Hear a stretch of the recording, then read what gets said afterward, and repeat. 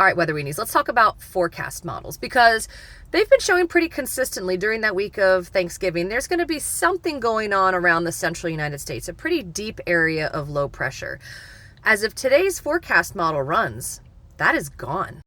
Is it weird? Nope. It's actually not surprising at all. I'll tell you why. But it doesn't mean that the chance of that happening has just vanished. Right, so let's play through here.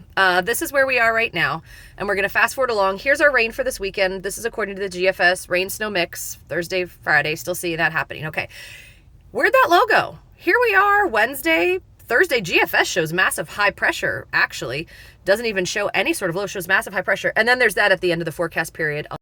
I'll touch on that in a little bit. But let's go check out what the Euro model's saying now. So same thing, here's this weekend for New England, our rain and snow combination. That's fine.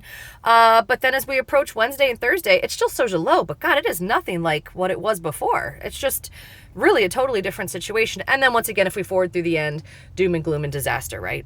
So right away, let's address the doom and gloom and disaster. The end of the forecast model runs, especially this time of year, there's always going to be some massive low pressure. It's the butterfly effect type of thing, like small changes now, big changes later. So things eventually become cumulative and they add up. So it's like, oh my God, there's going to be a land snow hurricane. Just chill. And people are going to post this. I'm telling you now, people are going to be calling it going, crazy chances for blizzard early December. And they're not wrong. I mean, La Nina winters are typically front loaded with snow. We've talked about that for months. But if the model gets this one right this far out, it's because it's lucky, not because it's good. So don't worry about that end thing. We'll talk about that later. But let's talk about this massive area of low pressure that was going to be a significant storm over the Great Lakes and just a little over a week away that has now vanished.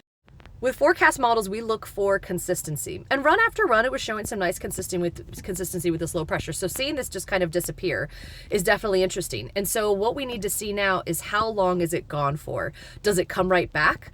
Or does it stay away for a while? Or does it come back? Or does it totally stay away? And so it's going to be interesting to see. We can see big changes from forecast models due to meteorological observation. So the way forecast models work is you understand the current state of the atmosphere, the physics, all the equations, and you put into it what's going on right now, and then it forecasts ahead what's going to be happening.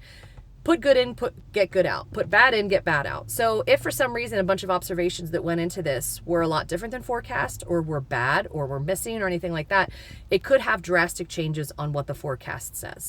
So I share that with you so you can kind of look at it from my same perspective. If you just look at forecast models and use them as godsend, and that's exactly what's going to happen, and put all your chickens in that basket, eggs go in basket. Regardless, forecast models are a tool. And if you take them as 100% truth, no matter what they say at what time frame, you're never going to be exactly right. This tool is telling us something very interesting by seeing this massive amount of low pressure just suddenly disappear. So we're going to sit, we're going to wait. We're going to see how the next couple forecast model runs do. This one runs about every 6 hours. And so it has 4 chances to run today. So I'm going to see how those runs differ today and kind of what's happening, and also see how tomorrow is before I do any kind of adjustments to forecasts.